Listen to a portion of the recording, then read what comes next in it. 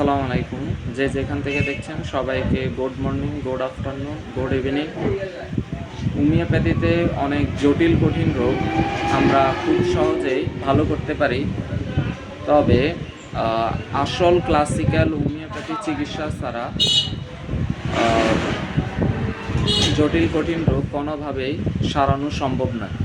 শুধুমাত্র একটি ওষুধের মাধ্যমেই যে কোনো জটিল কঠিন রোগী খুব সহজে আমরা আরোগ্য করতে পারি। প্রতিটি ভিডিও আমার দেওয়ার উদ্দেশ্য এটাই যে মানুষকে জানানো যে হোমিওপ্যাথির মাধ্যমে আমরা অনেক জটিল কঠিন রোগ খুব সহজে আরোগ্য করতে পারি। এই রোগীর বয়স হচ্ছে 18।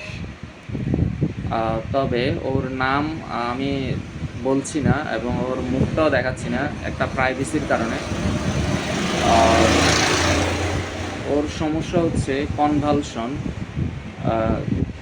অনেক দিন যাবৎ, আজকে প্রায় কত বছর, 3 বছর যাবৎ অনেক ট্রিটমেন্ট করানো হয়েছে অ্যালোপ্যাথি। প্রায় আজকে 3 বছরই ওষুধ খাচ্ছে একটানা, কিন্তু পার্মানেন্ট, এর আগেও চিকিৎসা করানো হয়েছে কিন্তু পার্মানেন্ট কোনো চিকিৎসা ও পাচ্ছে না, ভালো হচ্ছে না। এই যে ওর রিপোর্ট আছে, এগুলা নামটা দেখালাম না, ঠিক আছে, এখানে প্রচুর কাগজপত্র আছে। তো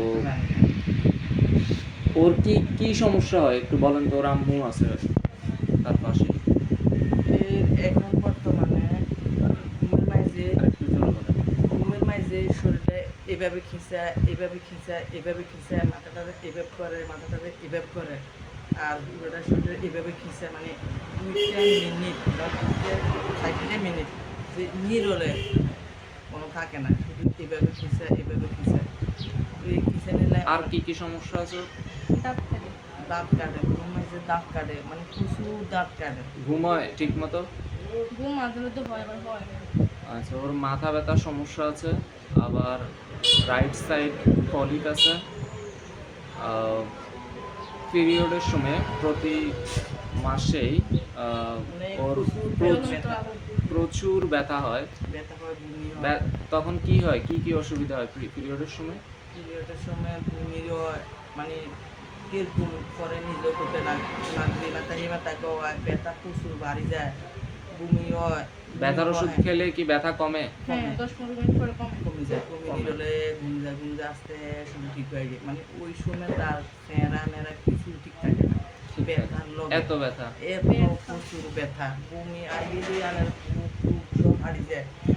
ওষুধ খায়, ওষুধ কিন্তু বাইরে চলে যায়। ও আজকে আমার কাছে এই নিয়ে 2বার ওষুধ আমি দিয়েছি। আজকে নিয়ে 3বার, আজকে প্রায় 2 মাস যাবৎ আমার কাছে চিকিৎসা করছে। তো ওর এই সমস্যাটা, পিরিয়ডের যে পেইনফুল মেনস্ট্রুয়েশন, ওইটা পুরোপুরি যদিও না যায়, হালকা একটু কমেছে নাকি? হালকা একটু। আর বমির যে সমস্যাটা, এখন বমি হয়? এখন বমি হয় না, তবে ব্যথা এখনও আছে। এবং ওর যে কনভালশন সমস্যাটা, খিঁচুনি সমস্যা, হাত পা পাকা হয়ে আসে, অবশ হয়ে আসে, এটা দিনের বেলা হয় না রাত্রে বেলা? রাত্রে বেশি অবশ হয়ে আসে। তো আশা করি ইনশাল্লাহ ও সম্পূর্ণ সুস্থ হয়ে যাবে। সবাই ওর জন্য দোয়া করবেন। আচ্ছা, ওর একটা আরও কিছু সমস্যা আছে, তো ইনশাল্লাহ আশা করি সে সম্পূর্ণ সুস্থ হয়ে যাবে। সবাই ওর জন্য দোয়া করবেন। আল্লাহ।